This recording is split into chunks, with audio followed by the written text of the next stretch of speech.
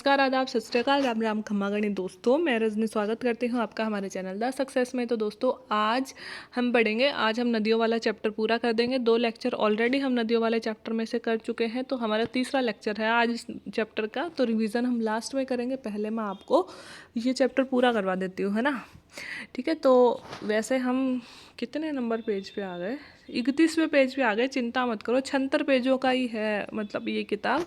तो और मतलब 3 लेसन और है, तो 3 या 4 लेसन और है, छोटे छोटे हैं। तो आप चिंता मत करो, 15 दिन में हमारी ये किताब पूरी हो जाएगी। मतलब 2 हफ्ते भी नहीं लगेंगे, 1.5 हफ्ते में हमारी किताब पूरी हो जाएगी। ठीक है, तो ऐसे मत सोचना टाइम ख़राब हो रहा है, क्योंकि बहुत इंपॉर्टेंट चीज़ है। और आई होप दोस्तों आप नोट्स वगैरह बना रहे होंगे।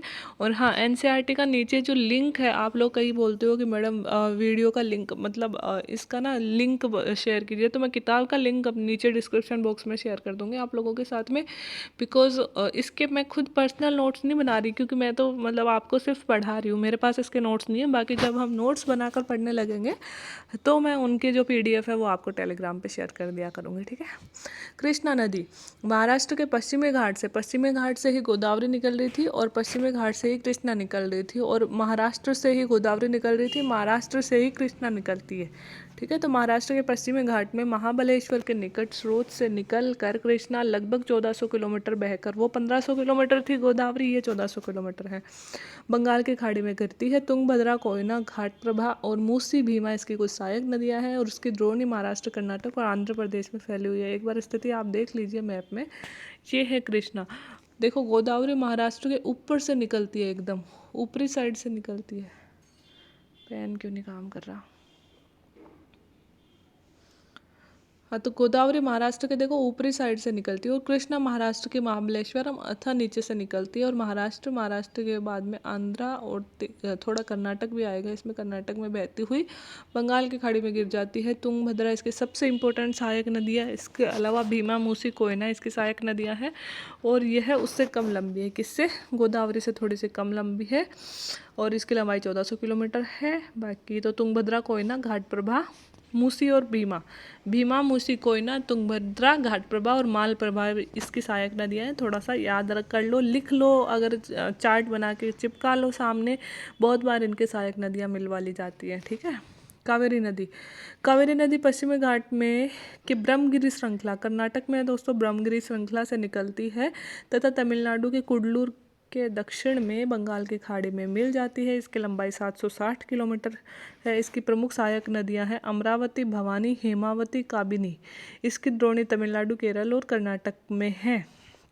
क्या आप जानते हैं कि दूसरा सबसे बड़ा जलप्रपात कावेरी बनाती है? इसे शिव समुद्रम जलप्रपात कहा जाता है। इस प्रपात द्वारा उत्पादित विद्युत मैसूर, बेंगलोर, कोलार स्वर्ण क्षेत्र, कोलार कहाँ का स्वर्ण क्षेत्र है? कर्नाटक का, में जाती है। तो दूसरा प्रमुख जलप्रपात, सबसे बड़ा जो जलप्रपात, दूसरा बड़ा जलप्रपात है, वह कौन बनाती है? कावेरी नदी। जलप्रपात का नाम क्या है? शिव समुद्रम। आपको कावेरी नदी की स्थिति दिखा देती हूँ एक बार मैं।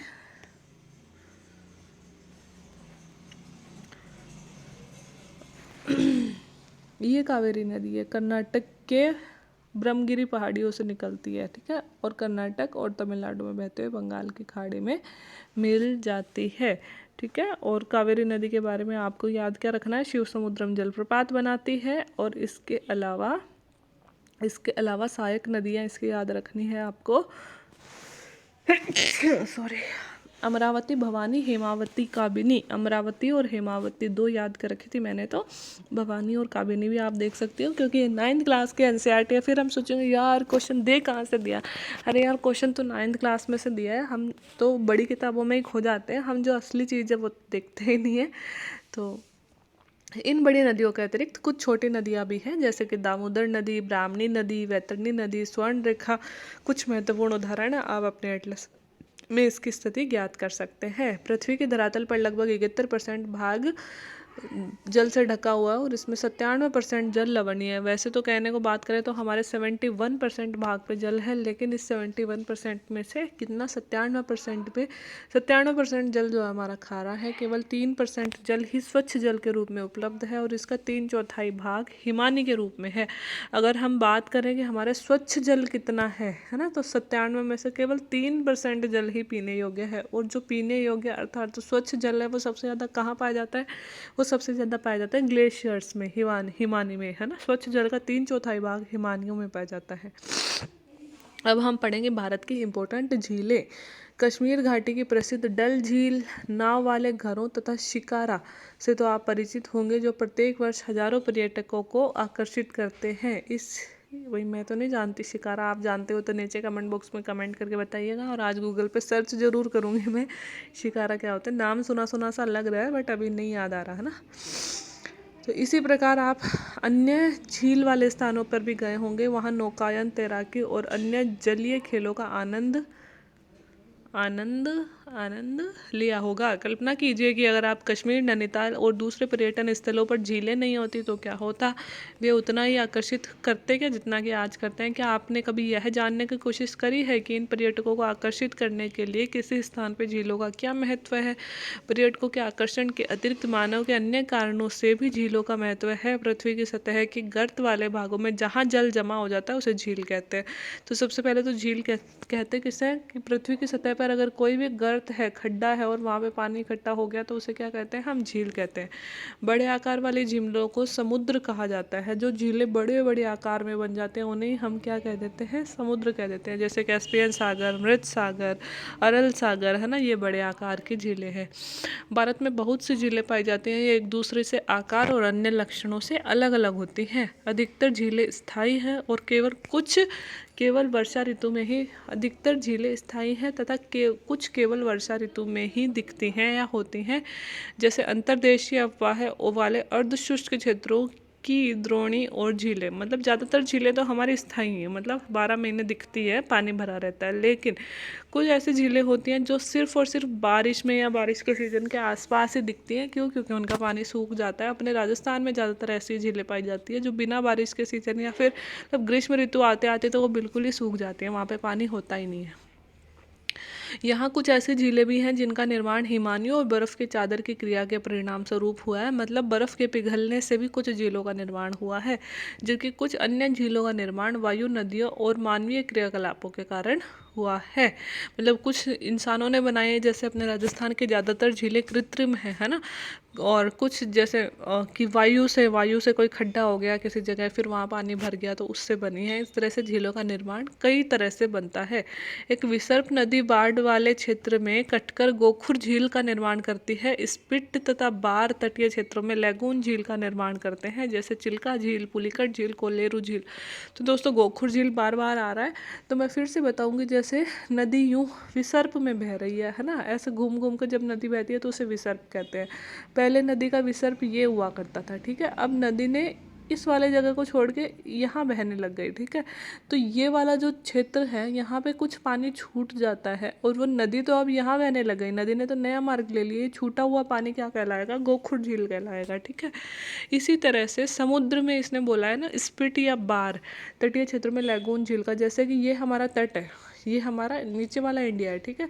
नीचे वाले इंडिया के इधर समुद्र है। समुद्र ने यहाँ पे एक खांचा बना दिया, ठीक है। यहाँ पे एक खांचा बना दिया और उस खांचे में आके पानी भर गया। उसे क्या कहते हैं हम उन्हें, जैसे हम लैगून झीलें कहते हैं, है ना, कि तट को अंदर से काट दिया और उसमें झील का निर्माण, मतलब समुद्र का पानी आके भर गया। ये पानी खारा होता है। ऐसी झील ही हमारी चिल्का झील है, पुलिकट झील है, कोलेरू झील है, जो लैगून झीलें हैं। अंतर्देशीय भागों वाली झीलें कभी कभी मौसमी होती हैं। उदाहरण के लिए राजस्थान की सांभर झील, जो कि एक लवण वाली झील है तथा अपने जल का उपयोग नमक के निर्माण के लिए इसका किया जाता है। सांभर झील हमको पता है मौसमी झील है, मतलब गर्मियों में इसका पानी सूख जाता है और सांभर झील से भारत का सबसे ज़्यादा नमक पैदा होता है।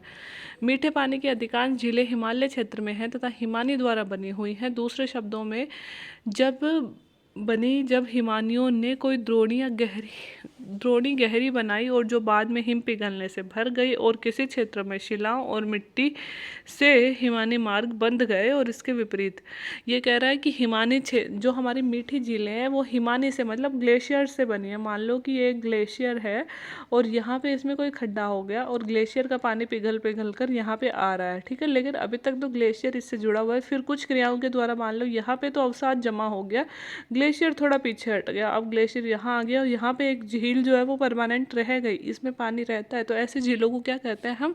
ग्लेशियर वाली झील कहते हैं, मतलब हिमानी से बनी हुई झील कहते हैं। इसके विपरीत जम्मू कश्मीर में वूलर झील भूगर्भीय क्रियाओं द्वारा बनी हुई है। वूलर झील कई बार जैसे कोई भूकंप आया या फिर ज्वालामुखी आया, उसकी वजह से खड्डा बन जाता है, तो उसे क्या बोलते हैं कि भूगर्भीय क्रियाओं द्वारा बनी हुई झील है।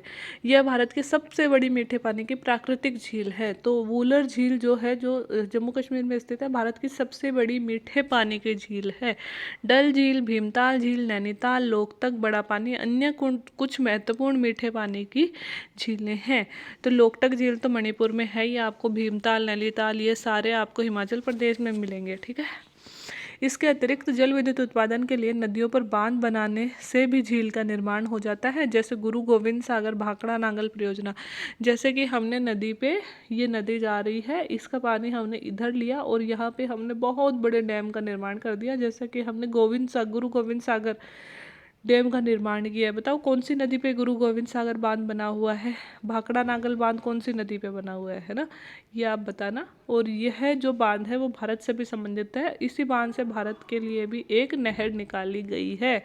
तो ये जो मतलब पानी हमने इकट्ठा कर दिया, ये भी तो एक तरह की झील ही हो गई ना, ये कृत्रिम झील हो जाती है।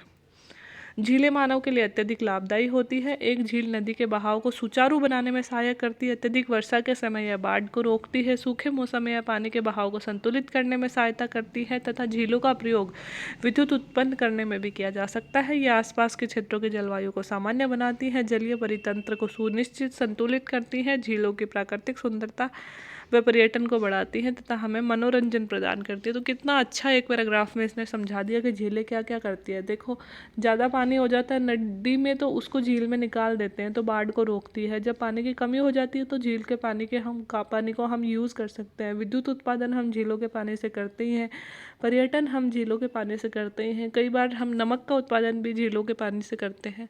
और जहाँ पे एक बड़ी झील होती है, वह मौसम को भी वहाँ के अच्छा बनाती है। नदियों का अर्थव्यवस्था में महत्व। संपूर्ण मानवीय इतिहास में नदियों का अत्यधिक महत्व रहा है। नदियों का जल मूल प्राकृतिक संसाधन है तथा अनेक मानवीय क्रियाकलापों के लिए अनिवार्य है। यही कारण है कि नदियों के तट ने प्राचीन काल से ही आदिवासियों को अपनी ओर आकर्षित किया तथा ये गांव अब बड़े शहरों में परिवर्तित हो चुके हैं। आप उन राज्यों और उन शहरों की सूची तैयार कीजिए जो नदी के किनारे स्थित हैं। जैसे कि दोस्तों, यमुना नदी के किनारे कौन स्थित है? यमुना नदी के किनारे दिल्ली स्थित है। हुगली नदी पश्चिम बंगाल में है, कोलकाता स्थित है। मूसी नदी पर अपना हैदराबाद स्थित है।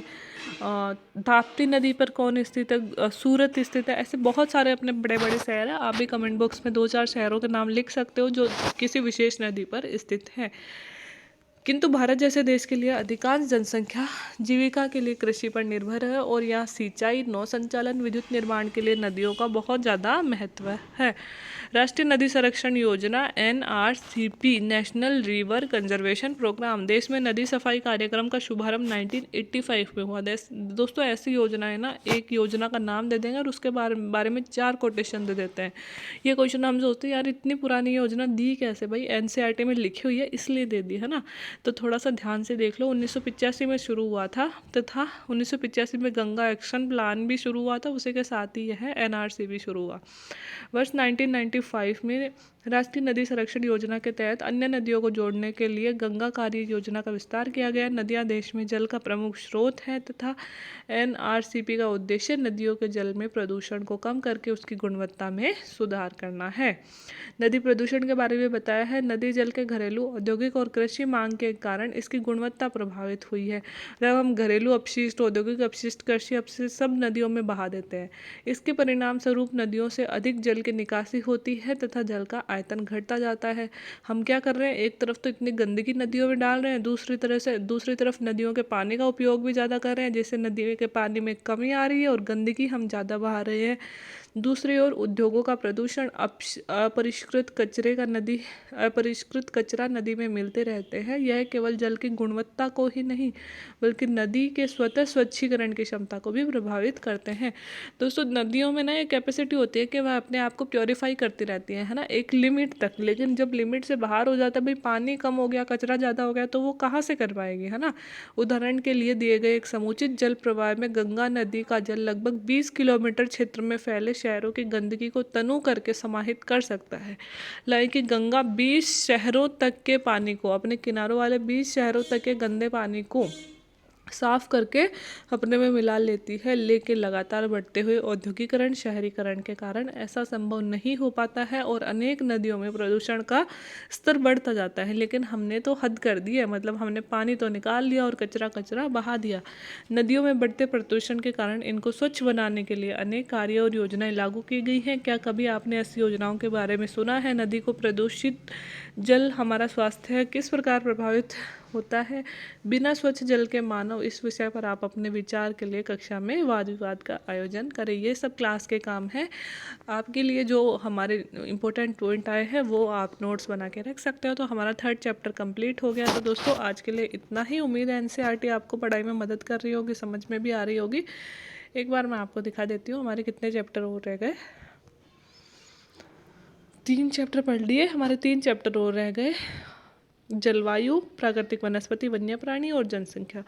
64 पेजों की किताब है, जिसमें से हमने 61 पढ़ ली है और आने वाले 5-7 लेक्चर्स में हम किताब कंप्लीट कर देंगे। तो आज के लिए इतना ही। वीडियो अच्छा लग रहा हो तो प्लीज़ लाइक करें, शेयर करें, सब्सक्राइब करें। और जिन भी दोस्तों के साथ मदद आप करना चाहते हैं पढ़ाई के रूप में और आपको लग रहा है कि वीडियो उपयोगी होगा, तो वहाँ तक प्लीज़ प्लीज़ प्लीज़ वीडियो को ज़रूर पहुँचाएँ। बाकी वीडियो देखने के लिए धन्यवाद।